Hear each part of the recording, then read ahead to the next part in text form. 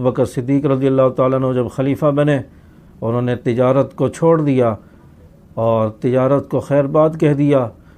اس لیے کہ تاکہ لوگ یہ نہ کہیں کہ ہمارا جو خلیفہ ہے، ہمارا جو حکمران ہے وہ مالدار ہے، اس کے پاس ہزاروں درہم دینار ہیں اور بہت بڑا تاجر ہے، مالدار ہے، ہم تو غریب ہیں،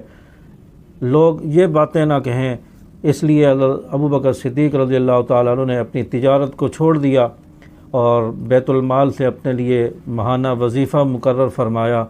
اور فرمایا کہ جو ایک مزدور کی مزدوری ہے اس کے برابر میرا وظیفہ مقرر کیا جائے۔ کہنے والوں نے کہا کہ ابوبکر آپ تو خلیفہ ہیں، آپ کے اخراجات کیسے پورے ہوں گے مزدور کی مزدوری کی رقم سے؟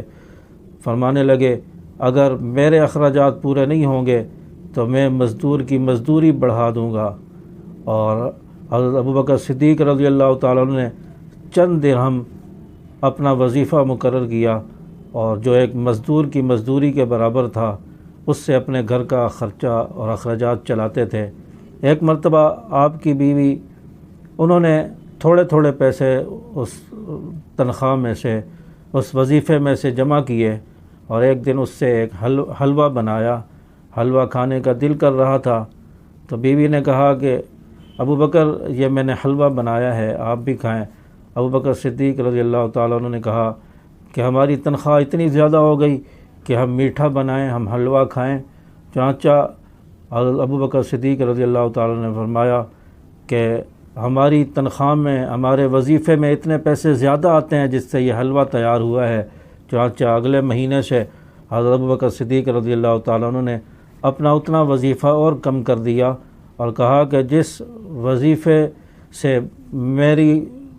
بس کھانا پینا پورا ہو جائے، 2 وقت کا کھانا مل جائے اور پیٹ میں کچھ چلا جائے اور اپنی زندگی بچانے کے لیے کچھ کھا لیا جائے، اپنی ضرورت جائز ضرورت پوری ہو جائے، اتنا وظیفہ اپنے لیے مقرر فرما دیا۔ اس کے علاوہ اپنے لیے لینا اس کو اپنے لیے جائز نہیں سمجھا اور کہا کہ مدینہ اور عرب کا جو مزدور ہے جتنی اس کی تنخواہ ہے، وقت کے خلیفہ کی تنخواہ بھی اتنی ہونی چاہیے۔ یہ ہے حضرت ابوبکر صدیق رضی اللہ تعالیٰ عنہ اور حضرت ابوبکر صدیق رضی اللہ تعالیٰ عنہ کی خلافت، جنہوں نے خلیفہ ہونے کے باوجود اپنی کمر پر، اپنے کندھے پر راشن لاد کر غریبوں کی خدمت کی ہے، غریبوں کے گھر میں جھاڑو دیا ہے، کھانا پکا کر دیا ہے اور ان کی خدمت کو اپنے لیے سعادت سمجھا ہے۔ آج ریاست مدینہ کے دعوے دار حکمرانوں کے لیے ابوبکر صدیق رضی اللہ تعالیٰ عنہ کا کردار اور ان کی شخصیت مشعل راہ ہے۔ ابوبکر صدیق رضی اللہ تعالیٰ عنہ کی شخصیت پر کو دیکھتے ہوئے اور ابوبکر صدیق رضی اللہ تعالیٰ عنہ کے کردار صدیقی کو زندہ کرتے ہوئے رعایا کی خدمت کرنے کا جذبہ اپنے اندر پیدا کریں